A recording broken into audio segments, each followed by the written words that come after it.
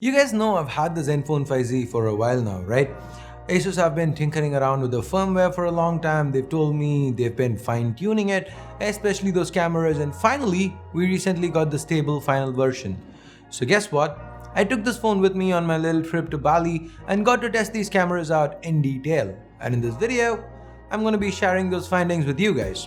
Hey guys, Ash here from C4E Tech and welcome to our in-depth look at the AI dual cameras on the Asus Zenfone 5Z.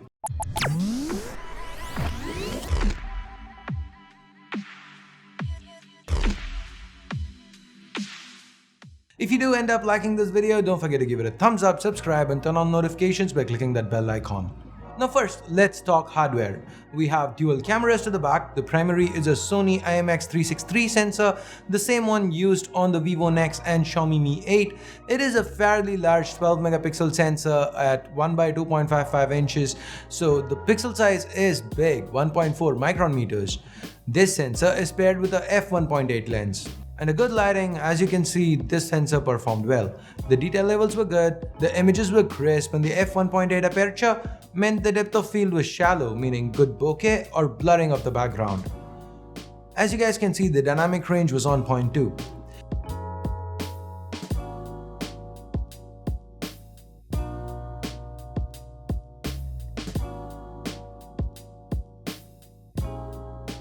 The dual camera setup here also allows for portrait mode. Now while the blur doesn't look very natural, you can tone it down to more natural levels. Asus lets you control the amount of blur. So why did I use the maximum? Well, the maximum helps best illustrate how good the edge detection was. Even zoomed in, you can see it got most of my hair right. Of course, it's not perfect, no portrait mode solution is, but it is quite damn good. Now what's really special here is that for the secondary camera, Asus have gone with a wide-angle solution like they've done in the past.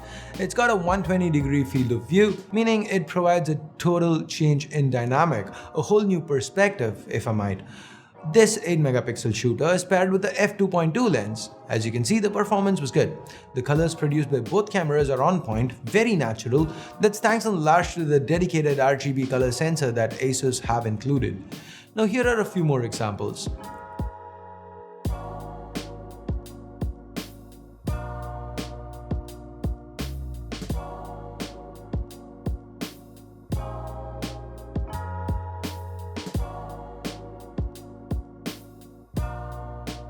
The wide aperture and large pixel size along with OIS means that even under low light the Zenfone 5Z performs well.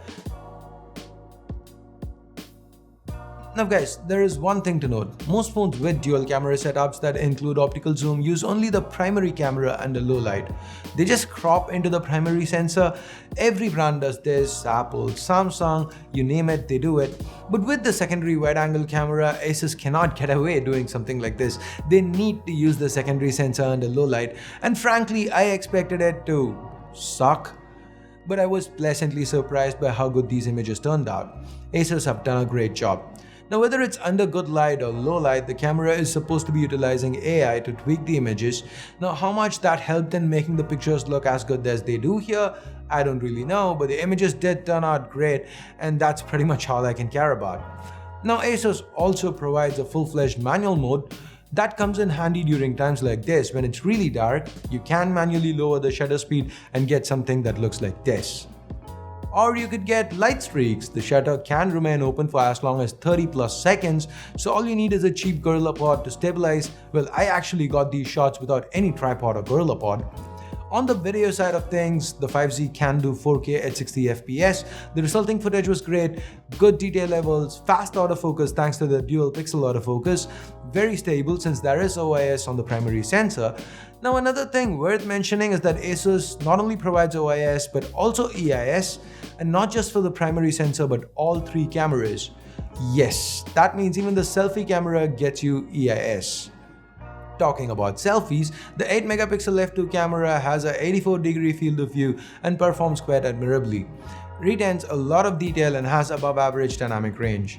There's a portrait mode implementation here too that's done quite well. If there is one thing I'd like to see Asus add with these cameras, that would be support for super slow motion.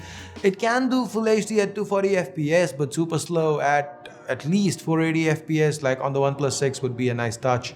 Now that said, overall Asus have provided a great camera package with the Zenfone 5Z. Will it beat the iPhone 10 or the Galaxy S9 or the P20 Pro? Probably not. But for the segment the 5Z is priced at, the cameras definitely do punch well above their weight. Good job, Asus. So that's it for our close look at the cameras on the 5Z. What do you think about the performance? Let me know in the comments below. The full review of the 5Z should be coming soon, so stay tuned for that by clicking on that subscribe button down below if you haven't yet. If you've already subscribed, hit that bell icon so that you don't miss out on any of our videos. And if you did like this video, hit thumbs up and share. Thumbs down if you hated it. For some reason, I mean, it's okay, make yourselves heard, click buttons, leave comments, do it all.